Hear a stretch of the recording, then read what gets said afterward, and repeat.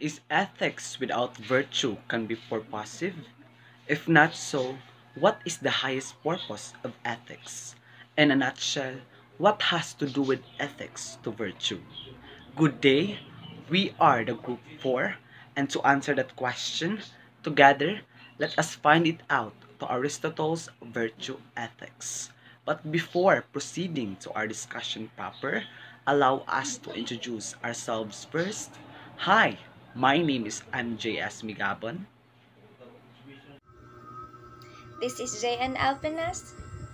This is Marnel May Sadili. I'm Ariel Nipange. Hi, and I am Stephanie M. Labiran. I'm Starla Godinez.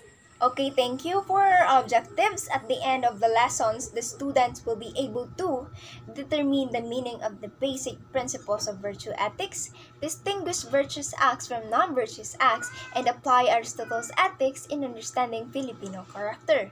So first, let us know what does a virtue means. So a virtue is a trait that contributes to a person functioning well as human being. This includes bravery, generosity, and friendliness. A virtue is not just a feeling. So, for example, for a person who feels brave but doesn't act that it is, thus it is not a brave and it is not a virtue. The virtue there is to act braveness. Okay? A virtue is not just a natural inclination. For example, for our parents, it is their responsibility to take good care of their children, to provide foods, to provide shelter. And it's not virtue, it is responsibility. A virtue is not just doing a given action on a given occasion. An example for this is giving without expecting a reward. You're giving something to others because you are happy, and that is a virtue. So, a virtue is a behavior showing a high moral standards or a general quality of goodness in a person. In other words, a person who valued good moral being. A person who is doing what is right and avoiding what is wrong. The opposite of the virtue is what we call vice, the excess and the deficiency. This will be discussed by the other reporters. So, may I call on Miss Adile to continue? So, hi. Virtue ethics emphasizes the virtues or moral character in contrast to the approach that emphasizes the consequences of action. So, virtue ethics is currently one of the three major approaches in normative ethics, which are the virtue ethics, deontology, and consequentialism. In contrast to the approach that emphasizes duties or rules, it is called deontology, or that emphasizes the consequences of action is also called consequentialism. So, virtue ethic is also defined a good action as one that displays embodied virtuous character traits, and it is the disposition to act, think, and feel in certain ways. So, suppose it is obvious that someone in need should be helped. A utilitarian will point to the fact that the consequences of doing so will maximize well-being. A deontologist to the fact that in doing so this agent will be acting in accordance with the moral rules such as do unto others as you would be done by. And a person virtue ethicist to the fact that helping the person would be charitable or benevolent or kindness. So the following are the examples or the basic examples of virtue ethics include the honesty, courage, compassion, generosity, fidelity, integrity, fairness, self-control, um, prudence, and honesty. So to continue the discussion, may I call MJ Megabon. How do we know what acts are good practice for us? What acts that if we practice them assiduously will help develop our moral virtue? Aristotle's answer which states that we should act accordance to the golden mean. Virtue is always a mean between two extremes, a vice of deficiency and a vice of excess. Virtue pertains to the golden mean between two extremes or two vices. vice of deficiency pertains to too little of the virtue, and vice of excess pertains to too much of the virtue. In the center row, we can see the list of different virtues. We have courage, temperance, generosity, magnificence, high-mindedness, and wholesome ambition. And in its right side, we can see the list of vice deficiency of the different virtues, or shall we say, the too little of the said virtues. We have cowardice, which is the too little of the virtue courage, insensibility, the too little of the virtue temperance, stinginess, the too little virtue of generosity, meanness to virtue magnificence, humility to high-mindedness virtue, and lack of ambition to wholesome ambition virtue. On the other hand, the left side of the virtue, we can see the list of different vice of exist, or shall we say, the too much of the virtue. We have here foolhardiness, which is the too much of the virtue courage, licentiousness, which is the too much of the virtue temperance, prodigality, which is the too much of the virtue generosity, vulgarity to magnificence, vanity to high-mindedness, and lastly, over-ambitiousness to wholesome ambition. To reiterate, the golden mean pertains to virtuous acts, and the two extremes, a vice of deficiency and a vice of excess, pertains to us what we call non-virtuous acts. And to further discuss about virtuous acts and non-virtuous acts, I'll give you now the floor to Mr. Ariel Nepange. Thank you, Mr. MJ Megabon. So, virtuous act or virtuous ethics versus non-virtuous act or non-virtuous ethics. So, what is virtuous act or virtuous ethics? It is based on non-greed, give away one's person or passion instead of being obsessed with acquiring more. It is also not or non-hate, do not act hatefully towards other people, and lastly, it is non-delusion, which is believe that something is actually true and real. So the example is giving without expecting reward. This example shows no greed, no hate, no delusion. So this act don't cling to superfluous money or reward. It only want the other to get well and recognize their need in order to help them.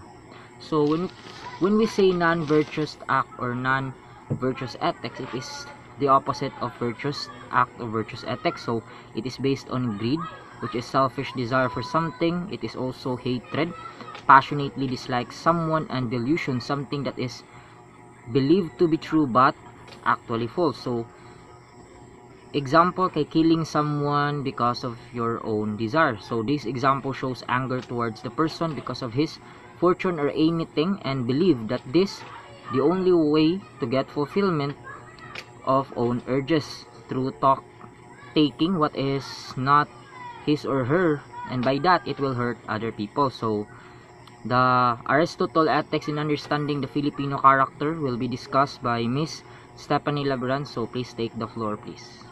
Miss. Yes, thank you for that. So now I will discuss Aristotle's point on ethics through virtue.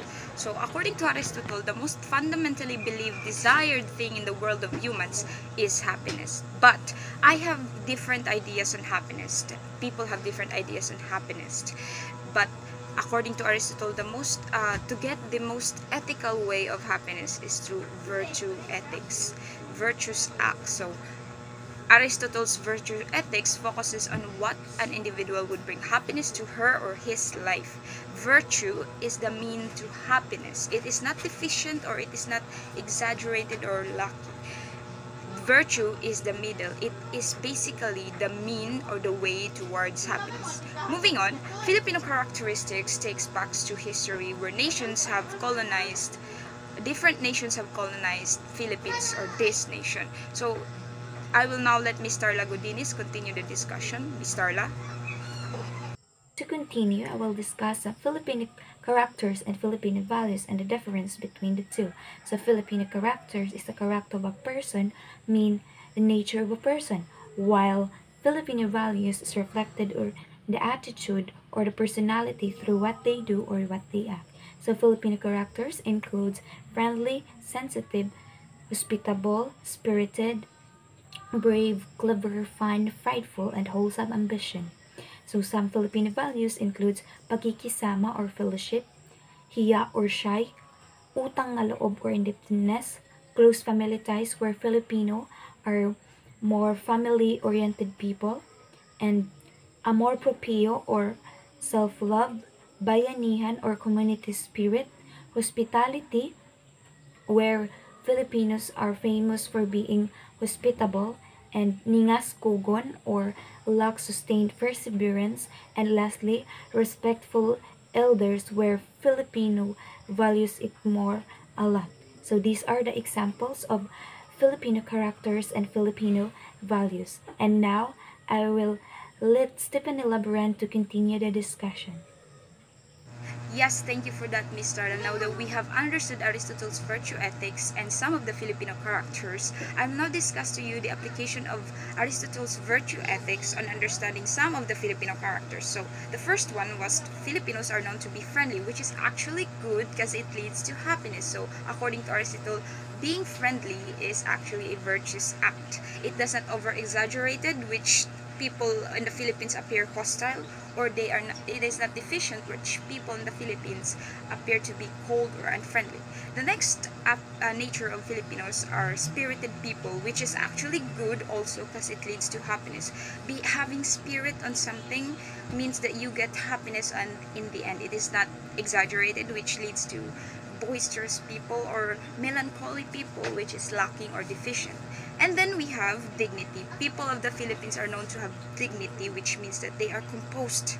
They have respect for others and to their self, which is actually good because it leads to happiness. And then we have wholesome ambition. A lot of people in the Philippines are known to be ambitious people, which is also not overly ambitious or lacking in ambition, which means that wholesome ambition leads to happiness. And then we have courage and bravery, which takes back to history, long history, where people of the Philippines fought for their country. It is a virtuous act, virtuous ethic, which leads them to freedom, happiness in their country. And then some of the characteristics of the Philippines, of the Filipino people, also includes sensitivity, prideful, and then sincerity.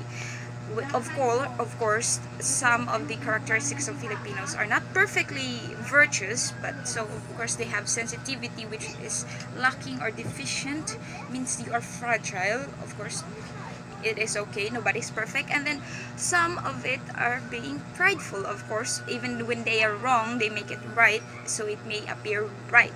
It is prideful, it is overly exaggerated, it is not a virtue act but over exaggerated. And then we have sincerity, which is of course a virtuous act which leads to you happiness. Your sincerity reaches your what's worth to you, and then it leads you to be happy. Of course, that ends the discussion of the application of Aristotle's virtue ethics in understanding Filipino characters. So I hope that everybody got an overview on Aristotle's ethics and some of the Filipino characteristics on applying Aristotle's virtue ethics on understanding Filipino characteristics. MJ, take it away. As Peter Kraft says, ethics without virtue is an illusion. What is the highest purpose of ethics? It is to make the person good, and that is virtuous.